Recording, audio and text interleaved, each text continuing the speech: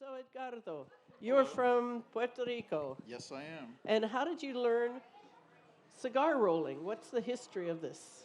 Well, my history with it, my grandfather was the one that rolled cigars, and I believe that's been his job for his whole life. Um, I never got into rolling cigars with him. I did see him a lot as he grew up, so I mainly did the heavy lifting, moving the boxes, sweeping, if I were sweeping. But other than that, I never really got into making cigars. Fast forward a couple of years, in 2016, he passed away, and he left a lot of materials in the house.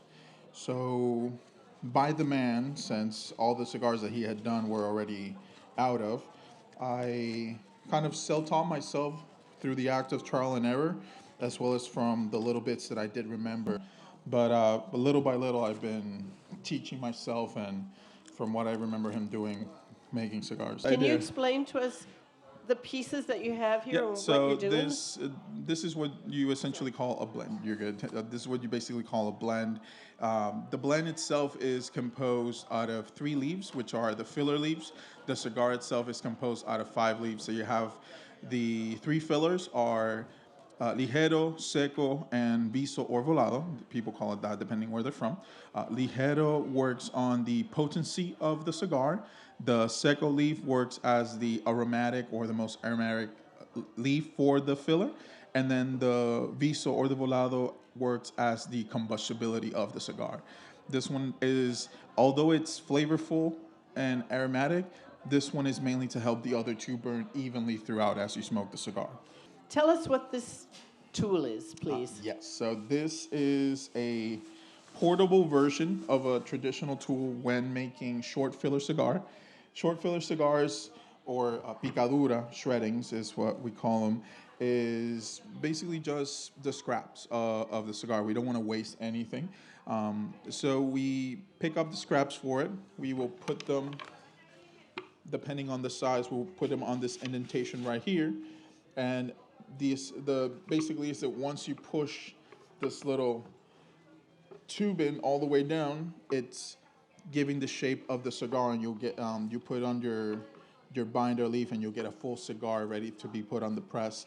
It's just a way to make it easier instead of grabbing a lot of shredded pieces of tobacco to do it with your hand, which is possible, but this gives you a more even cigar, so you don't have any empty spots all the way throughout the cigar. Let's say that I did my cigar, and I don't need this specific part, and I put it away.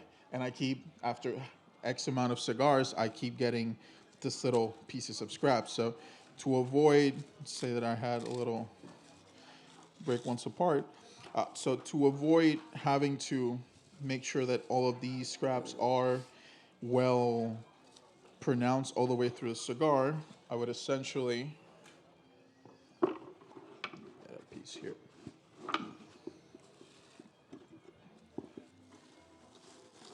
Shove If them you would like here. to move up and see Yeah. this close up, you may.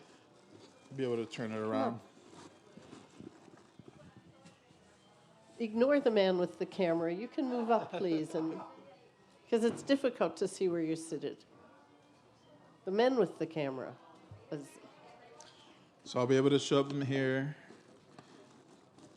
Make sure it's nice and even. So she's putting them all in that indentation, smoothing them out.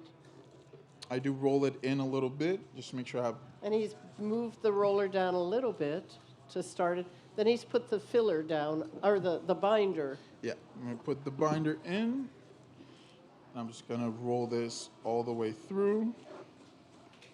And the binder is at an angle, it's not straight on. Yeah, very important when rolling the cigar, you do roll it in the direction of the stems to avoid any pronounced stem on the final product. And then I have this at a smaller setting. I could change the dial and make the come out as a bigger roll. So that's more like a lady's cigar. You could call it that. This is more like a Corona style or different styles and sizes of cigars.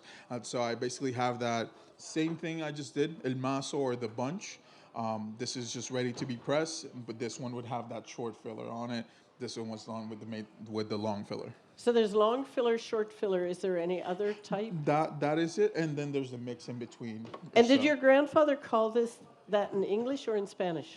well, in Spanish, we call the picadura is the word in Spanish for shredding or short filler. From there, we will place it on the press. I can open a press up for you and put a little bit of glue so this stays put. The stems you just throw away, right? The stems can be thrown away, yes. Some people in Puerto Rico do take the stems. They usually put them because it's a natural pesticide, actually. So they use the stems, they wrap them around chicken feed, they just to avoid any type of bugs or anything like that. In the crops, when this is being produced, they actually mix in the stems because the stems have the most concentration of the nicotine. So the stems themselves are mixed in to form some type of pesticide for the tobacco itself. So it goes all the way back to the leaves. Wow. So this is a very Yes. environmentally conscious. So this specific size, I would essentially replace it here for one of the molds. This is cigars already pressed. This would be ready to place in that final wrapper on the cigar. Okay, because I see cracks in here. So this gets the final wrapper like where you started us. Correct. You get one right here. We can, Hold it up so people can see how cracky it is. so it's not perfect. So it's missing that final wrapper. Move this to the side. So with the wrapper, we usually want it to be a little bit more humid. So I do have a little bit of water here, just so that the leaf itself, I don't want to drench it too much. Just I need it to be a little bit more moldable so I can work with it. With the chaveta, I'm going to be removing the thicker parts of the stems. We don't need that on the cigar. So I'm just going to be demonstrating usually how do you light a cigar. So I'm doing a V-cut. There's a little indentation here for the cigar. And there are various ways to light a cigar. For true cigar people that enjoy the smoke, they do want to say no butane. They usually do matches, which is something that you could do. I do have some a little bit longer matches to use. So what I'm going to do is start it with a butane lighter. The reason why they don't want a butane lighter is because you don't want to overburn your cigar. So what you want to do is just simply keep it at a distance. And we're just going to toast a little bit from the outside. And with the cigar itself, you want to take time. You don't want to rush this. I know some people that like to immediately take it in and do puffs. You could definitely do that. You know, it's really up to your preference. There's no set rules. But you want to light this up a little bit, toast it a little bit. We're going to blow on it a little bit. And I see that there is some red coming up. That means that it's lighted on the edges, but I do want to get all the way down to the middle. So I have some matches here, and what I want to do, if I can turn a little bit here, I just want to toast all the way through the middle without burning my fingers. Let me get the center here. And I do want to be blowing on the center. I just want to make sure that everything is lighted through, making sure that the first or the closest part to the edge is fully lit. Don't burn the tent here. Once you have that first edge in, you can see by a little bit of ashes that is concentrated on the cigar, and this will be ready to go ahead and take the first few hits of the cigar itself.